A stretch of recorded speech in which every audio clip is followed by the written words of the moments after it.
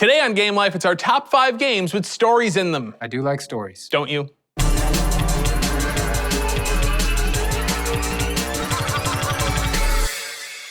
That's right, you are watching the all-new Game Life podcast in our brand new studio. So here's the thing, it is 2 months, almost two months out from the release of Bioshock Infinite. And man, I am still thinking about it. And I really wanted to discuss it with you today, Peter Rubin, but for some reason, you haven't finished Bioshock Infinite yet. I'm taking my sweet languorous time with it is why. But while I haven't finished Bioshock Infinite, and thus we cannot speak about Bioshock Infinite for fear of spoiling me to the experience, it did put us in mind of the role of story in video games. So we present to you our top 5 favorite stories in video games. Now, before I get into this, I actually want to make a quick distinction, and that is between story and writing. Obviously, writing has gotten so incredible in recent years. So much of that is studios and developers placing a premium on writing, bringing in big-name writers. But story, to me, is a different beast. It's a combination of world building and dialogue and characterization. And you can have a great story without saying a word, right? It's not necessarily about writing lines of dialogue. It's funny you say that, because my number 5 is actually a tie between HACHINARIUM and Limbo. Now, these are 2 very small games. Limbo was a downloadable that started on Xbox Live Arcade, and HACHINARIUM was a PC and an iOS title. Both were immersive, moving experiences that didn't need a word of dialogue to get their point across. Funny that's your number 5, because my number 5 is something with nothing but dialogue. My number 5 is Eternal Darkness, Sanity's Requiem for the Nintendo GameCube. I think that it needs to be mentioned here because I think it's a very underrated game in what it did with its story. You played as like 12 different characters. It was a sort of it was an ode to Lovecraft, this sort of Cthulhu-style horror story that, I mean, I don't think anybody had really ever experienced anything like this on consoles at that moment. That's a fair point. And for number 4, in a similar kind of contextual vein, I want to talk about a game that kind of redefined what story could do. And so my number 4 is Telltale Games' Walking Dead saga from last year. That's just your number 4? I think if it were an original IP, I might rank it much higher, but this was a licensed property. This is something that was already at the forefront of pop culture, so it was already enough in the zeitgeist that this was almost an incremental change rather than an exponential one. But what it managed to do in the emotional impact of a video game, I think, was unparalleled. Well, you know what? We'll talk a little bit more about The Walking Dead later then. I have a feeling we will. I think so. My number 4 is actually the game Portal. A lot of the story of Portal was kind of like in the background of Portal the entire time. You know, you really had to like stretch your brain to kind of figure out what was going on. Because there was only one character in Portal, GLaDOS, who ever actually spoke. But it's all there for you to find. Well, maybe let's not talk about Portal too much because we're going to be talking about it in a little bit. Okay, Instead, sounds maybe let's good. just move on to my number 3, okay, which is Grim Fandango from Tim Schafer. Now, on sheer inventiveness and world building alone, this made it on my list. I mean, this is a cross between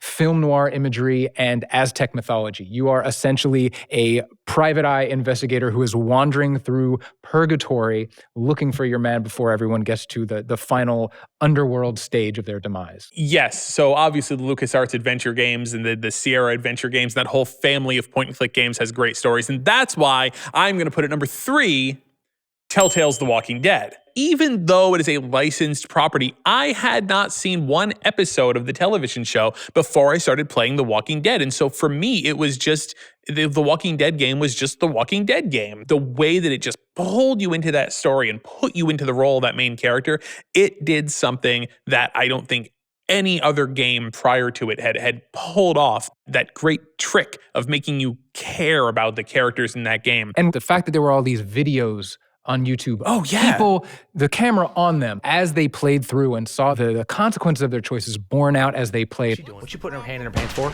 Oh my God, are you serious? I would have loved to have seen all of this for people who were playing, you know, some older games. You know, Grim Fandango, if they were playing that for the first time, what their reactions would have been. I would like to see that same thing for my number 2, which is Bioshock from Irrational Games. The first Bioshock, from the moment that you happened on that island and descended in the bathysphere, you had no idea what was in store for you. All you knew is you were somewhere that a video game had never taken you before.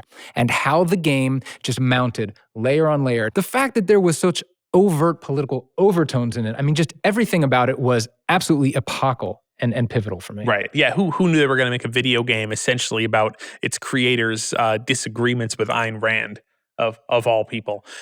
So my number 2 is again a game that is a product of its time. It's Final Fantasy VI for the Super Nintendo.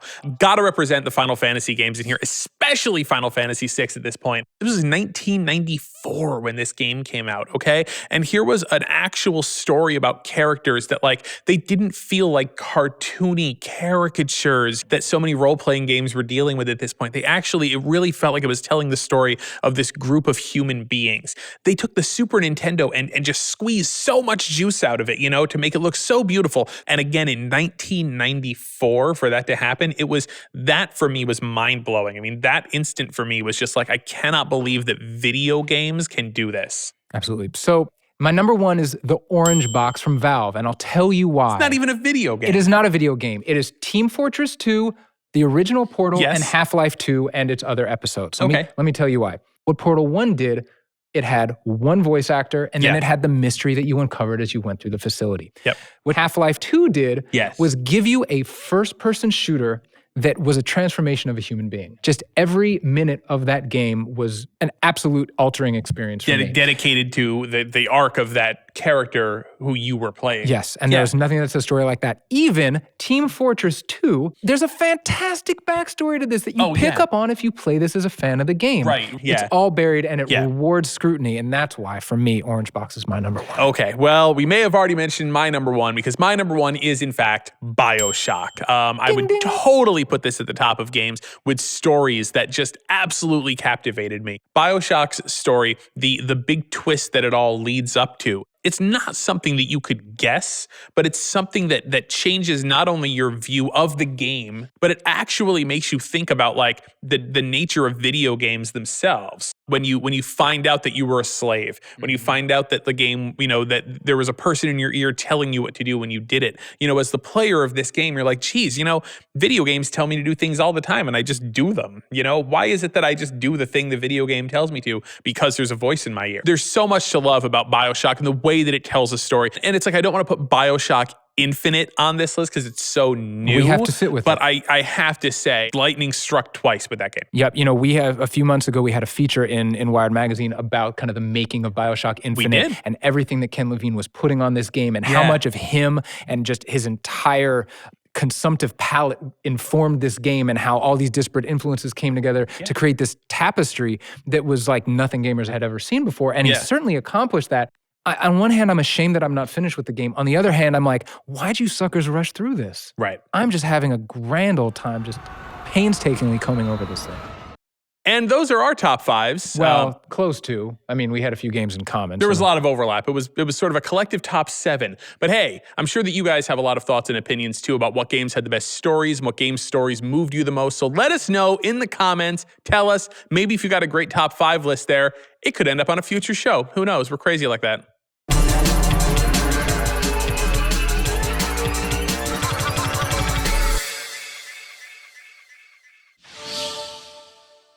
Hey, do you like this new Game Life video podcast? I do. Do you want this delivered directly into your eyeballs all the time? Oh, you're not talking to me, are you? I am not talking to you, Peter. I'm talking to them, and I'm telling them to subscribe on Wired's YouTube channel to receive the Game Life video podcast. Do it today.